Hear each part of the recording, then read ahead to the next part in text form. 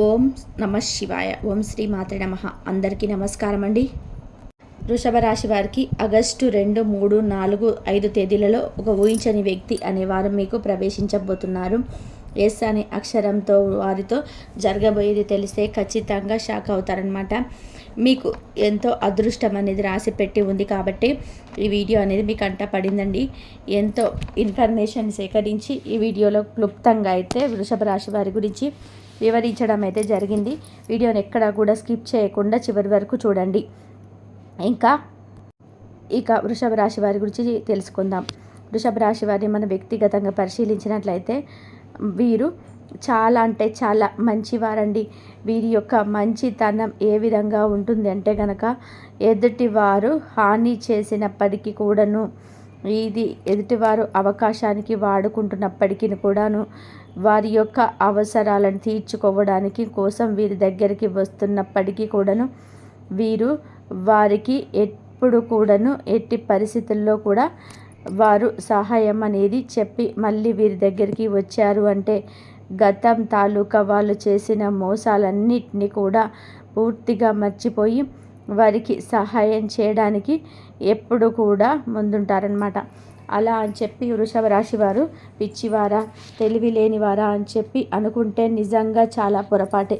వృషభ రాశి వారు చాలా అంటే చాలా తెలివైన వారు, చాలా చురుకైన వారు, మంచి మాటకారి కూడా. వృషభ రాశి వారు ఏదైనా కానీ ఒక పని చేసే దగ్గర కానీ, లేదంటే ఏదన్నా ఉద్యోగాలు చేసే దగ్గర కానీ వీరి యొక్క మాట తీరుతోటి ఎదుటి వారితో ఈజీగా, అంటే ఇప్పుడు ఉదాహరణకి ఒక వ్యాపారం చేస్తున్నారు అనుకోండి, ఆ వ్యాపారానికి తగ్గట్టుగా మనుషులని రాబట్టుకోవాలి అంటే వీరి యొక్క మాట తీరుతోటి చాలా సునాయాసంగా మనుషులని రాబట్టుకుంటారనమాట. అంతటి తెలివి అనేది వృషభ రాశి వారికి ఉంటుందన్నమాట. వీరికి ఎంత తెలివితేటలు ఉన్నప్పటికీ కూడా, ఎంత సక్రమంగా వీరి జీవన శైలి కొనసాగుతున్నప్పటికీ కూడాను వీరి జీవితంలో కష్టాలు ఎక్కువే అని చెప్పుకోవచ్చు అనమాట.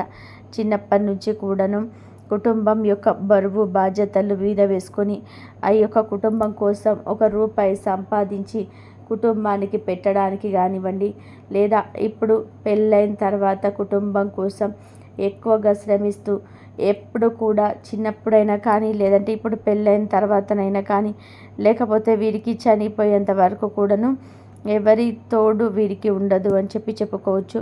తోడు ఉండదు అంటే కనుక ₹1 సహాయం చేయడానికి నేను చెప్పేది ఇక్కడ. ₹1 మేము ఉన్నామయ్యా అని, మీకెందుకు, నువ్వు ₹10 సంపాదించుకో, ఈ ₹10 తోడు మేము ఒక ₹5 ఇస్తాం కదా, పిల్లలకి ఎలాగోలా గడిచిపోయింది, మేమున్నాం సహాయం చేస్తాం కదా, మా తోడుంది కదా, నువ్వు దేనికి టెన్షన్ పడుతున్నాకు, దేనికి ఆతృత పడకు, మేము మీ వెన్నంటే ఉంటాము అని చెప్పి ఇలా ధైర్యాన్ని ఇచ్చే తోడు, ఓదార్పునిచ్చే తోడు, ఇట్లా ప్రతి దాంట్లో కూడా ఆదుకునే తోడు ఎవ్వరు ఉండరు అని చెప్పుకోవచ్చు అన్నమాట. వీరు తినే ప్రతి మెతుకు కూడా వీరు సంపాదించుకునే రూపాయే అయి ఉంటుంది. వీరి కుటుంబం పోషణ కూడా జరుగుతుంది. అంటే వీరి కష్టార్జితం, వీరి యొక్క రెక్కల కష్టం మాత్రమే అయి ఉంటుందన్నమాట. ఎవరి సహాయ సహకారాలు అనేటివి వీరి జీవితంలో, వీరి సొమ్ము తిన్నవారు చాలామంది ఉంటారు.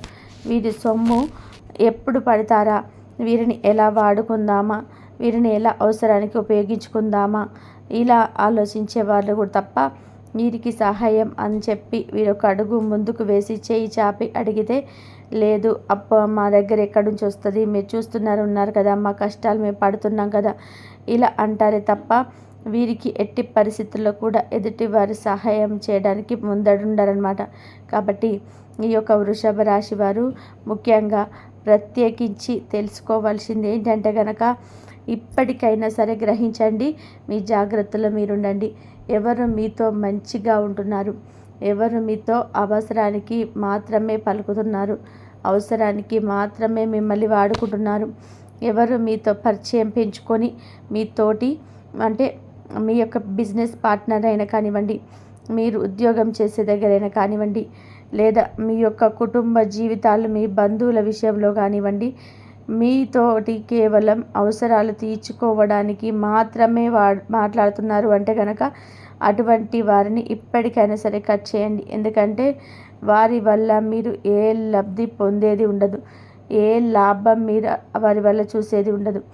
మీ వల్ల వారు లాభాలు పొందడం, నలుగురిలో విలువను పొందడం, నలుగురిలో ఒక పేరును తెచ్చుకోవడం, ఇలా తెలివిగా వారు చేస్తున్నారు తప్ప మిమ్మల్ని పిచ్చి వాళ్ళు చేస్తున్నారు అన్న విషయాన్ని అయితే గుర్తుపెట్టుకొని వారిని ఎంతవరకు ఉంచాలో అంతవరకు మాత్రమే ఉంచితేనే మంచిది అన్న విషయాన్ని అయితే మీరు 100కి 100% గుర్తుపెట్టుకోండి. ఇక మీ యొక్క జీవితంలోకి ఒక కొత్త వ్యక్తి కూడా ప్రవేశించబోతున్నారనమాట. ఈ కొత్త వ్యక్తి వలన లాభాలు జరుగుతాయా, నష్టాలు జరుగుతాయా అన్న మాటకి వస్తే ఈ కొత్త వ్యక్తి వల్ల మీకు అన్ని ఇబ్బందులు ఉండయండి. కాకపోతే మీ యొక్క జీవిత శైలి పరిశీలించి మీకు కొన్ని సలహాలు ఇస్తారనమాట. ఈ యొక్క సలహాలు అనేటివి మీరు పాటించవచ్చు, పాటించకపోవచ్చు. ఎందుకంటే ఇది ఏదైనా కానీ మీరు స్వహతాగా ఆలోచించుకోవాలన్నమాట. ఎందుకు ఇలా చెప్తున్నానంటే కనుక మీరు ఒక వ్యక్తి ప్రవేశించినప్పుడు ఆ వ్యక్తి మీకు అంతకుముందు తెలుసా లేదా ఇప్పుడు కొత్తగా ఎంటర్ అయ్యారా, వీరి యొక్క గుణగణాలు ఏంటి, మీరు చెప్పే పని చేయడం వల్ల మీకు నష్టం జరుగుతుందా, లాభం జరుగుతుందా, మీరు చేసే పని కరెక్టేనా, వీరు చెప్పే పని మనం ఎంతవరకు చేయవచ్చు, వీరిని ఎంతవరకు ఫాలో అవ్వచ్చు అనే దాన్ని బట్టి మీ యొక్క ఆలోచించుకొని వారిని ఫాలో అవ్వండి. ఎందుకంటే ఎప్పుడైనా కానీ గుర్తుపెట్టుకోండి, ఈ ప్రపంచంలో మనల్ని మన్నగా ప్రేమించే వాళ్ళు ఎవరన్నా ఉన్నారు అంటే గనక ఒకటి కన్న తల్లి, 2 కట్టుకున్న భార్య, లేదంటే కన్న బిడ్డలు కూడా స్వార్థంగానే ఆలోచిస్తున్నారు ఈ రోజులో. కాబట్టి బయట వారిని నమ్మడం అనేది ఎంత మూర్ఖత్వం అనిపించుకుంటుందో ఆలోచించుకొని అడుగు ముందుకు వేయండి. మనం నాశనం అయిపోతున్నామంటే చూసి సంతోషపడే వాళ్ళే చాలామంది ఉన్నారు. మనకి ₹1 రావటం లేదు అంటే చూసి ఆనందపడేవారు చాలామంది ఉన్నారు.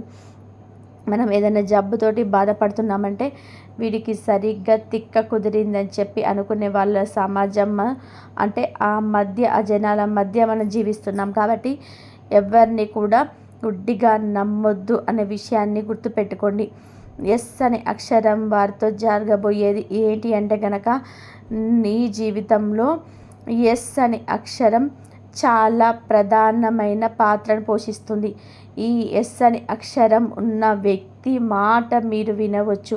ఎందుకు ఇలా చెప్తున్నాను అంటే కనుక ఈ ఎస్ అనే అక్షరం ఉన్న వాళ్ళు ఎప్పుడు కూడా, ఇక్కడ అందరి గురించి చెప్పడం లేదండి, కానీ మీ జీవితంలో ప్రవేశించిన ఈ ఎస్ అనే అక్షరం ఉన్న వారితో మీరు ఎటువంటి నష్టాలు పొందితే లాభాలు తప్ప నష్టాలు అనేటివి ఉండవన్నమాట. మీ జీవితంలో మీ యొక్క లైఫ్ పార్ట్నర్ కానివ్వండి, లేదంటే మీ యొక్క తోబుట్టువులైనా కానీ, లేదంటే మీ బిడ్డలైనా కానీ, లేదంటే మీ ఇంకెవరైనా కానీ ఎస్ అని అక్షరం ఉన్నవారు పరిచయం అయితే వారితో మీ యొక్క జీవన శైలి చాలా అందంగా ఉంటుంది. వారి వల్ల మీకు ఎటువంటి కష్టాలు, నష్టాలు దనేవి జరగవు. ఇక వారి ఇచ్చే సలహాలు మీరు పాటించడం వలన మీరు జీవితంలో ఖచ్చితంగా కూడా ప్రథమ స్థాయిలో ఉంటారు అని చెప్పుకోవచ్చు. ఈ ఎస్ అనే అక్షరం ఉన్నవారి మీ జీవితంలో వారు ప్రవేశించిన తర్వాత, వారు ప్రవేశించక ముందు చాలా రకాలైనటువంటి మార్పులు చోటు చేసుకుంటాయి. అవి మంచి మార్పుల, చెడ్డ మార్పుల అనేది విషయానికి వస్తే 100కి 100% మంచి మార్పులే అని అయి ఉంటాయి. కాకపోతే అందరినీ గుడ్డిగా నమ్మకూడదు అనే మాటని మాత్రం గుర్తుపెట్టుకోండి. మీరేమంత పిచ్చేళ్ళు కాదు, అంత చిన్న పిల్లలు కాదు. మీకు మంచి చెడు తేడా మీకు తెలుసు కాబట్టి అంచనా వేయగల శక్తి ఎదుటి వారిని మీ దగ్గర ఉంది కాబట్టి దాన్ని పెట్టి మీరు ముందుకు అడుగు వేస్తే మీకు చాలా చాలా కలిసి వస్తుంది. ఎస్ అనే అక్షరం ఉన్న వారిని తెలివిగా మీరు ఉపయోగించుకోగలిగితే మీకు అంతా కూడా కలిసిపాటితనంగానే ఉంటుంది అన్న విషయాన్ని అయితే గుర్తుపెట్టుకోండి. ఇక ముఖ్యంగా ఈ 4 రోజులు అంటే ఆగస్టు 2, 3, 4 తారీఖులు కొత్త నెలలో అడుగుపెట్టబెడుతున్నారు. ఈ యొక్క నెల అంతా కూడా మీకు చెప్పుకోవాలి అంటే చాలా చాలా బాగుంటుంది అని చెప్పుకోవచ్చు. ఇక వృత్తిపరంగా, ఉద్యోగపరంగా, వ్యాపార పరంగా, బిజినెస్లు చేసే వారికైనా కానీ లాభాలు అనేటివి ఆశించేంతగా ఉండవు అని చెప్పుకోవచ్చు. ఇక వ్యాపారాలు చేసి ఎదుటివారు వస్తే కానీ మాకు వ్యాపారాలు జరగవు అని అనుకున్న వారికి కూడా అంతంత మాత్రంగానే ఉంటుందని చెప్పుకోవచ్చు అనమాట. కాబట్టి కొంచెం కష్టపడండి, కొంచెం తెలివితేటలు బయట పెట్టే సమయం ఇది. మీకున్న తెలివితేటలను బయట పెట్టండి. దానికి తగ్గట్టుగా మీరు వ్యాపారంని తెలివిగా మలుచుకుంటే మాత్రం మీరు ఆశించినంత లాభాలు అనేటివి ఖచ్చితంగా చూస్తారనమాట. ఇక కుటుంబ పరంగా చూసుకుంటే భార్యాభర్తల మధ్య మంచి అనుకూలత ఉంటుంది. గతంలో కొన్ని చేదు అనుభవాలు అనేటివి మీ యొక్క భార్యాభర్తల మధ్య జరిగినప్పటికీ కూడాను ఇప్పుడు ఉన్న ప్రస్తుత రోజులలో ఒకరినొకరు అర్థం చేసుకొని కాస్త మెచ్యూరిటీ లెవెల్స్ అనేది పెంచుకొని మీ యొక్క జీవన శైలిని కొంచెం మీకు అనుకూలంగా మార్చుకున్నారు. కాబట్టి మీకు వ్యాపారంలో అంటే మీకు మీ యొక్క కుటుంబ జీవితంలో అంతా కూడా తగాదాలు అన్ని గొడవలు అనేటివి ఏవి ఉండవు. కాకపోతే ఈ వృషభ రాశి వారికి ఒక చిన్న వీక్నెస్ ఉంటుంది. అది చిన్నదని చెప్పాలో పెద్దదని చెప్పాలో వారి నిర్ణయానికి వదిలేస్తాం ఇక్కడ. ఎందుకంటే ఈ యొక్క వృషభ రాశి వారు మగవారు ఎవరైతే ఉన్నారో కొంచెం డ్రింకింగ్ చేస్తుంటారనమాట.